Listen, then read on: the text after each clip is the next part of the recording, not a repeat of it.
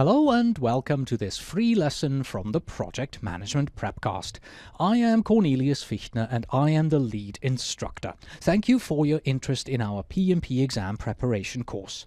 This free webinar will allow you to experience what the lessons in the course are like, and it will also help you on your road to becoming PMP certified. The complete PM Prepcast has over 140 lessons that you can simply watch, learn from, and then succeed on your PMP exam. You can find all the details about the course and how it will make studying for your exam easier at pmprepcast.com. And now, on with the show. Welcome to the Project Management Prepcast, helping you prepare for the PMP exam. Here's your instructor, Cornelius Fichtner. Hello and welcome back to the Project Management Prepcast. We're the PMP exam preparation course that removes all the fears that you may have around the exam. I'm your instructor, Cornelius Fichtner, and in this lesson we are going to take a look at the dreaded exam audit and show you, well, it's not really all that bad. We're going to talk about understanding the audit process. We'll describe why PMI performs these audits at all. You will understand how to best prepare for a possible audit. Well, and as a result of all of this, you are going to realize that the chances of being audited are really quite low, and you should just relax and take it as it comes. First of all, to learn more about audits, begin by reading the PMP Credential Handbook. And the image here on the right is its front cover, by the way. In particular, look for the section about the PMI audit process and do go ahead and do read through it. It's really rather straightforward, and in the coming slides we'll give you all the information you would find in the handbook as well. But PMI sometimes changes things, so it's always a good idea to also open up the official information and read through it, maybe in parallel as you're watching this lesson here. I'd also like to mention that if at the end of this presentation you still have any questions about the audit process, then please go to the PMI website where you will find an extensive FAQ in the certifications section. At the time of this recording, there were 31 questions and answers there, and they should pretty much cover any questions that you may have. You can also look for the link to this FAQ in our student handbook. It'll take you directly to the FAQ. Before we get into any of the audit details, you need to remember and understand that when you sign up for any PMI exam, you agree that your application may get audited. So you really want to make sure that you fill in your application truthfully, because if your application contains nothing but the truth, then, well, you have nothing to fear from the audit. From the Credentials Handbook, we learn the following about audits. All applications are subject to an audit, although only a percentage of applications are actually then also selected for that audit. And the selection of an application for an audit is completely at random. The more interesting question is, of course, why? Why does PMI have audits at all? Well, that's simple. PMI conducts application audits to confirm the experience and education documented on credential applications. The purpose of the audit is also to enhance the credibility of the certification program and the credential holder. So in essence, the audits ensure that only qualified individuals apply for and attain PMI credentials, because for each credential, a specific percentage of applications are then randomly selected for audit. And the result of all of this is one of the reasons that all of PMI's credentials retain their high regard. And then, at least once every month, I will come across a message in a news group or forum that talks about the fact that PMI application audits are not random because a friend of a friend of a friend of a friend told me that PMI looks at your application and based on the profile, you will get audited. Well, frankly, these are worthless speculations because audits are seriously a random affair. Because I say this because according to PMI, all audits are random. That's all that we are told officially. And any sort of audit triggers that you could imagine, profiling, application gaps, types of projects you have worked on, types of education you have had, they are pure speculation. And frankly, these kind of speculations, they don't help anyone. They don't especially help you at all. So don't worry. You either will or you will not get audited. Period. Instead of worrying about it, you should know how the audit process works. So congratulations to you for watching this lesson here. You should be prepared for the possibility of an audit, and in the event that your application is indeed selected for an audit, you have to follow the instructions from PMI on how to respond. So let's take a look at the audit process. If you are selected for an audit, then you will know very quickly because PMI will send you an email about it. And this email also contains detailed instructions on how is the audit going to be processed. Also, once you are being audited, then the clock stops.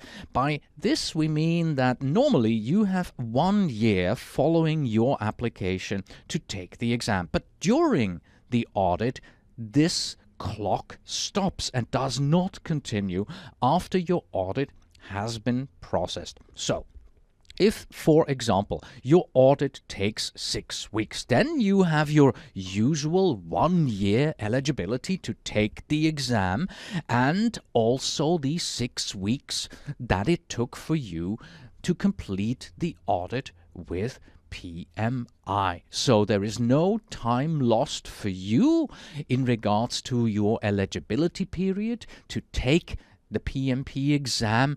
No, PMI knows that, understands that, and adds the 6 weeks that it took for you to complete the audit to your 1 year eligibility period.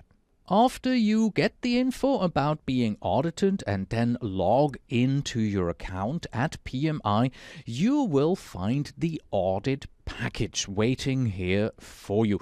This package contains all the details that you have submitted in your application, and this package also once again contains the instructions that you have to follow. If you have already filled in your application at this time, then you know that on your application you have to fill in names of contact persons for each of your projects that you have worked on. So now you have to print that package and then give the appropriate section to these contact persons that you have named in your application. Your contact persons, they now have to read the information and they have to verify that everything that you have put into your application is correct. They have to sign the documents that you have sent them. They have to put it into a sealed envelope, and then they have to turn the envelope around, and on the back of the envelope across the flap they are going to have to sign once again. Sort of, they close the envelope and then they almost put a seal over it by signing it and making sure that the envelope isn't tampered with. And yes, PMI is very serious about that.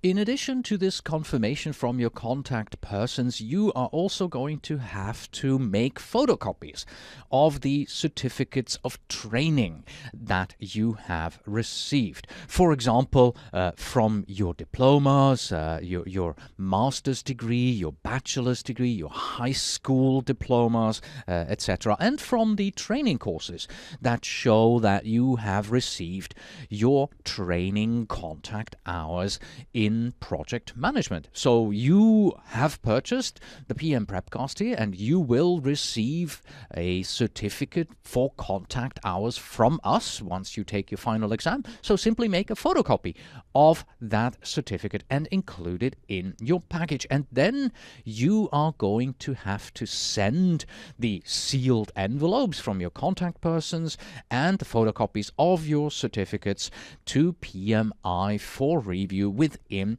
90 days.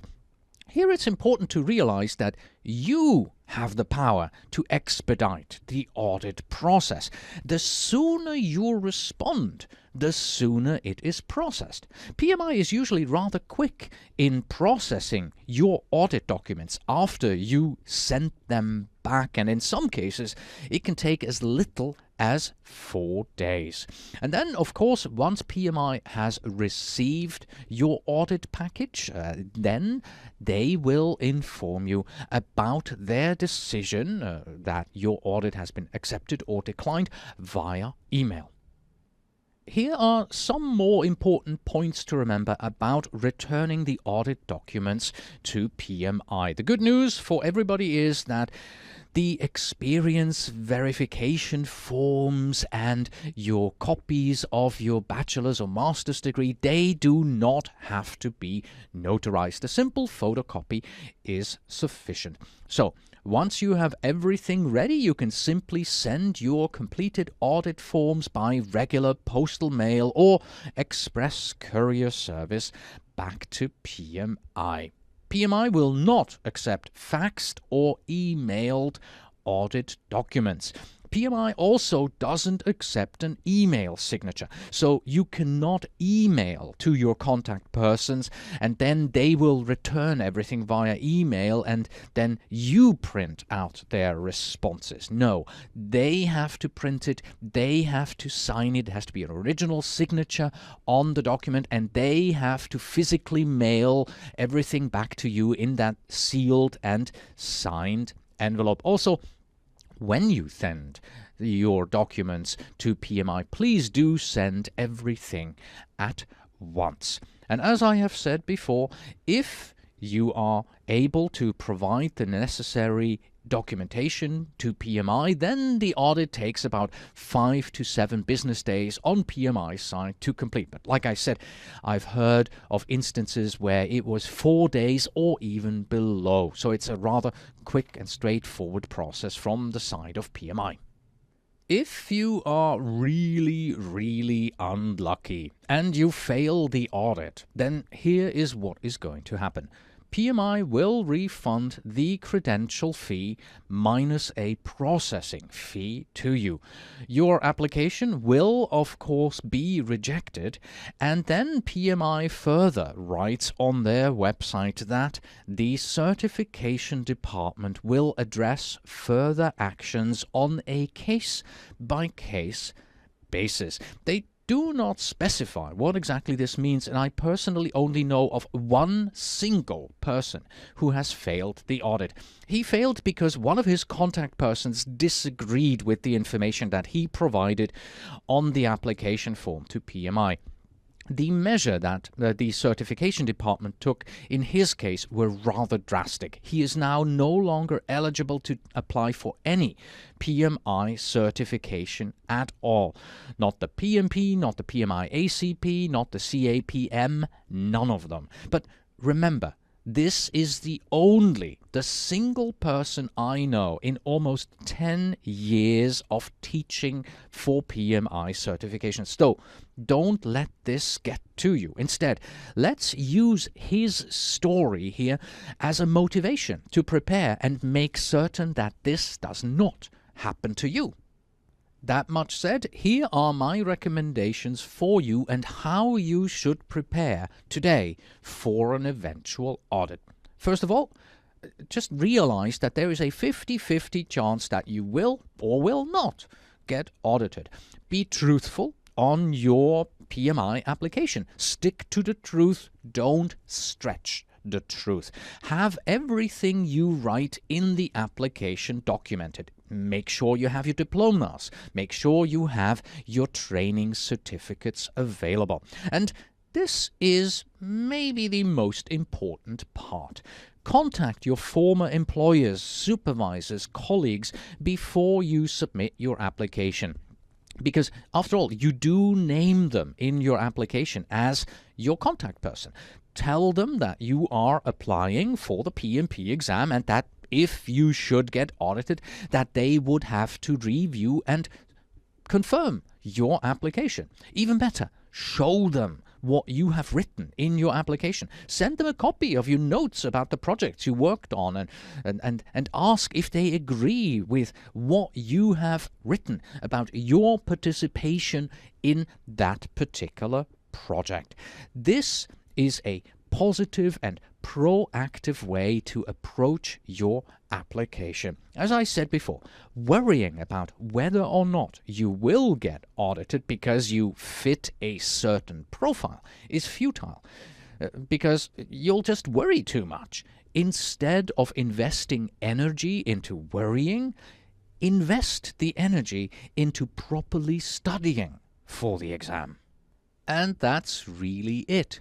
Be truthful, be prepared, and don't worry. That's a positive way to approach a possible and usually very unlikely audit by PMI on your application. On the screen you right now see the 2 links to the resources mentioned, the Credentials Handbook and also the PMI Audit FAQ. Impossible to remember and type in. Yes, of course, that's why we have these links for you in the student workbook. Just open it up and click and you will be taken to these resources instantly. And with that, we have come to the end of this lesson. So it's time for Justine to say, Adios, amigos. And of course, I say, until next time.